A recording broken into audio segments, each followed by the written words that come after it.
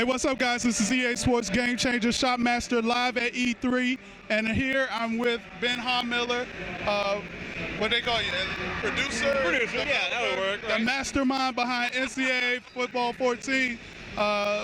What's new in NCAA 14? Well, I mean, a lot of this game this year is about gameplay, right? And the Infinity Engine coming in to NCAA for the first time. With that, too, the Force Impact system. So that's, physics applied to a lot of those things like stiff arms and, the hit sticks and big tackles and that sort of thing all have physics applied to them now. So if you're stiff arming a guy, it depends on where you hit him, how he's going to react. So you can pop him in the shoulder, see that shoulder fly back. Pop him in the face mask, see that go back. You can just punch him, or you can hold it down and kind of just do that little chicken fighting where you're kind of keeping a guy at base. If you're a littler guy, you want to keep him out that way. So a lot of changes for that, but the option, man. The option's where it's at for college football. Over 30 new option types in the game. If you haven't run the option for a while, I understand why. Come back and try it again this year, because that read option can be deadly. Running that Oregon spread offense, we let you know before the snap who the read key is, because we have the read option where it's the end, or it could be a midline option where it's a tackle. So we want to make sure people know who they're supposed to be keying off of. You go through, you learn how to run that read option, it can be deadly, so it's a lot of fun. Now, this year you have some kind of training for, like you said, for people who don't know how to do the read option. What kind of training do you have? Yeah, so it's a skills trainer that we have that gives you a chance to really try the key mechanics out in a smaller kind of practice version. So like on a read option, for example, it's just the center, a defensive tackle, you as a quarterback, a running back, and then another defender, and it's just read that end. What's he doing? Is he crashing down? Okay, if he is, keep it and run with the quarterback. Is he staying at home? Hand it off to that fullback. So you kind of have a limited number of guys. You don't have to worry about all these other players that aren't really mattering for how to read that play. And then once you've kind of proven that you know how to do that, then it goes full 11 on 11, and you get a chance to really try to run those reps to show how to run that. So it's a play like the shovel option, the one that Florida used a few years ago. Aaron Hernandez made it famous, right?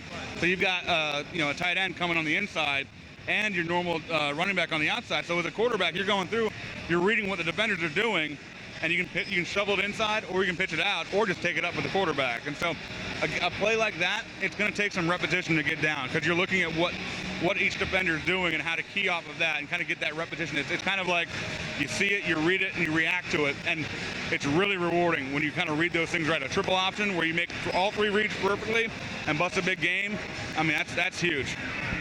Now, is there anything new with presentations, sounds, music, chants? Anything new with that? I mean, that's the other part, right? I mean, college football, it is as much about the sights and sounds as it is about the play in the field. And so with that, we have all new story types that we had Brad and Kirk go through and record.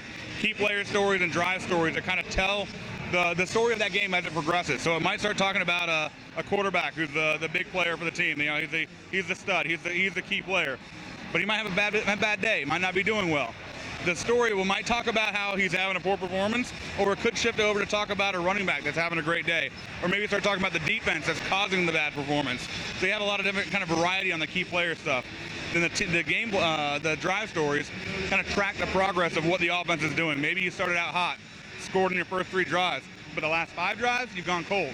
So it's going to kind of talk about that and what you need to do to get back on track. Halftime, we added a new halftime show with Reese Davis, who we had last year, but we also added David Pollock. And they come in and they have a very natural kind of flow. They work together in the booth. They work together on the set, so they have an instant camaraderie. And it was a lot of fun just to have those guys just turn them loose and talk about just what's going on in the first half of your game and kind of recap things.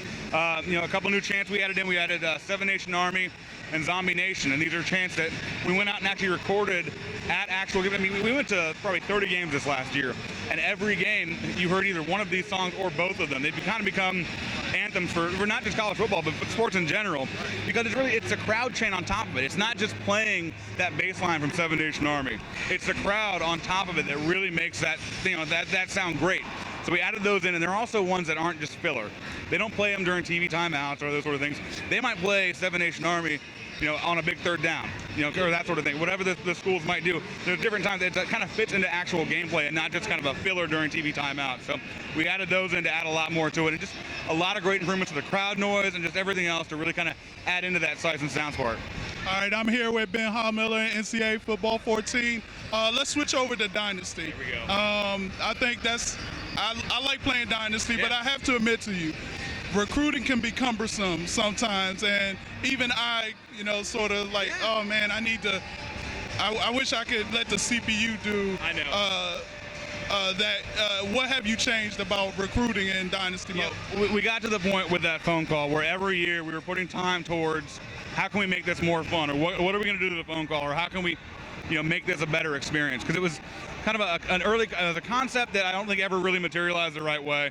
And so we kind of realized, all right, we've done enough with this thing.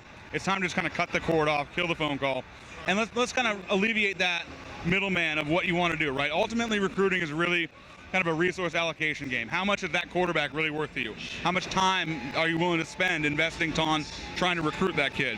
So that's kind of the thought behind the new power recruiting. Is it's really, okay, I've got a set number of points for a week.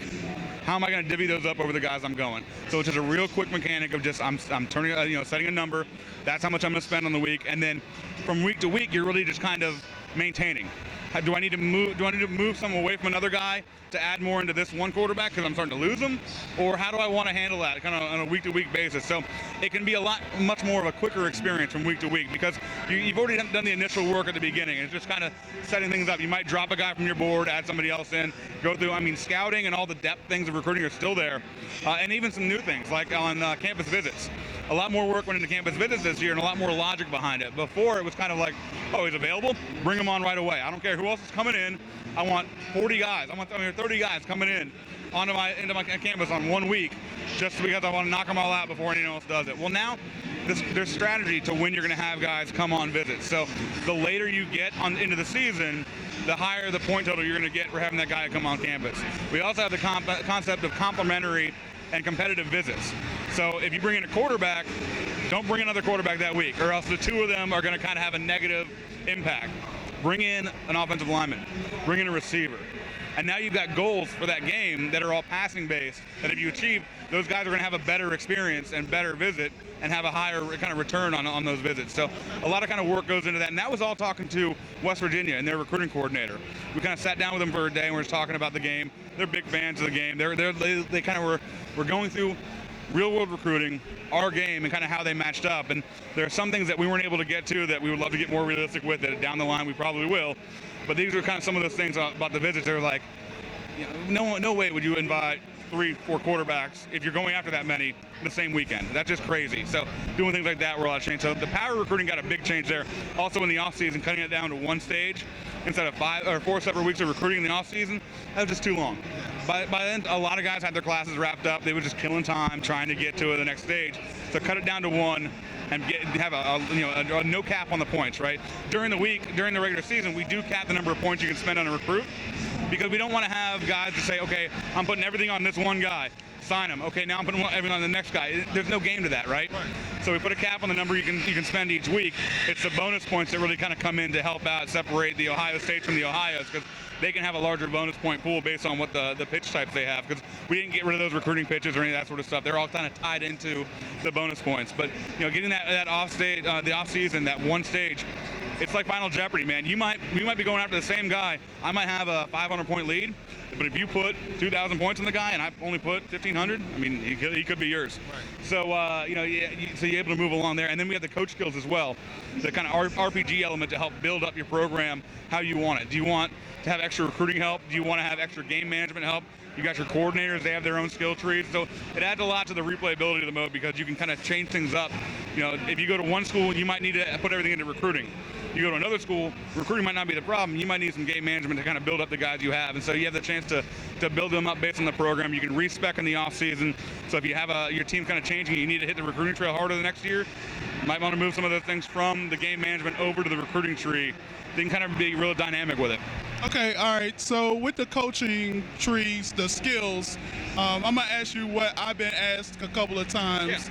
Yeah. And that's when you start your dynasty, let's say you're starting an online dynasty with some of your friends, right. Are you able to sort of cap or sort of regulate how those coaching skills are occurred? Yeah, so there's a couple different things you can do. So if you're starting with an existing coach, you're going to start over whatever level they're already at.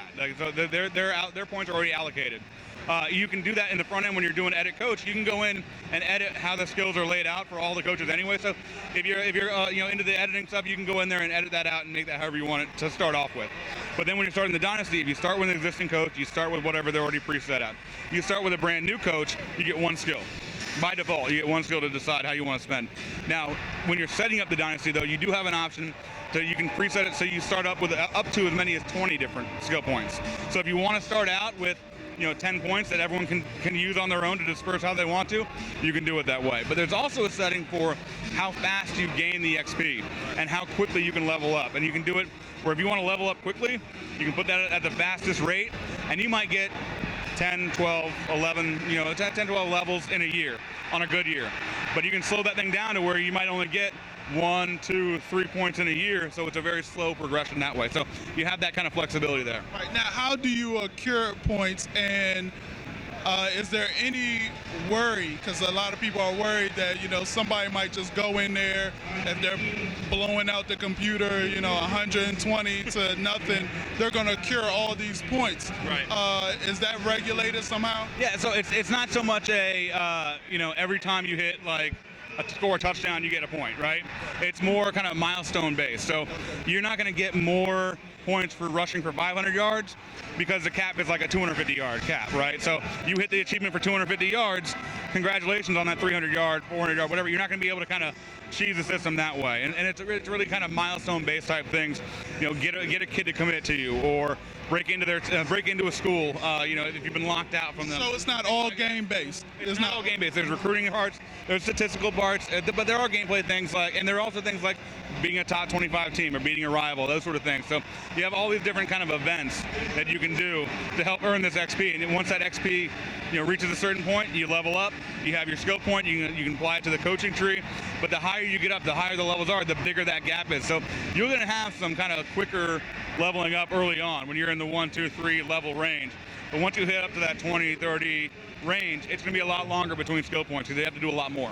All right. Give us one hardcore nugget that our hardcore fans would probably don't know about the game, but that you can give us.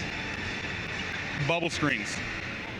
The blocking has been adjusted on bubble screens so they can actually, it's a college rule that you can block downfield before the pass is thrown as long as the pass is behind the line. So the problem in the past is we weren't doing that. So that's why the corner and the receiver were right there on that bubble screen receiver. So he broke free. You got like a yard or two before you had to try and make a move to get past somebody.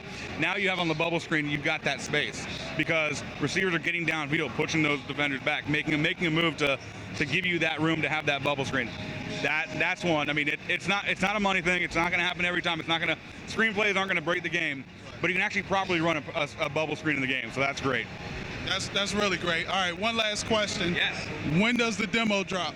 That's a great question. I don't think we've actually officially announced that one yet, but I can't tell you it'll be on the 18th. All right, there you go. That's it. I'm Shopmaster, EA Sports Game Changer, here with Ben Haumiller. Thanks for watching.